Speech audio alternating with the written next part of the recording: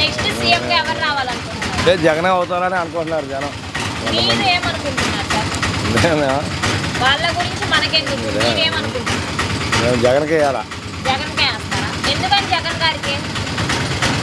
దేనికంటే పింఛన్ ఇస్తున్నాడు కాబట్టి. మరి ఇప్పుడు చంద్రబాబు నాయుడు గారు కూడా ఎక్కువ పథకాలు ఇస్తా అంటున్నారు కదా, నమ్ముతారా?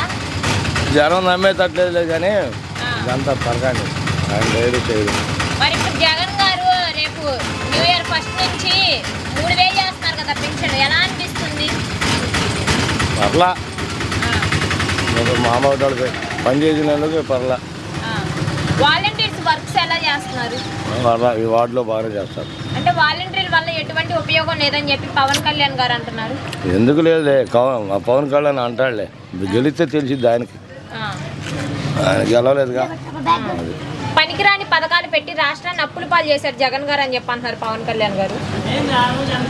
ఆయన ఈయన ఆయన మీద బుర్ర చల్లుకోవటం.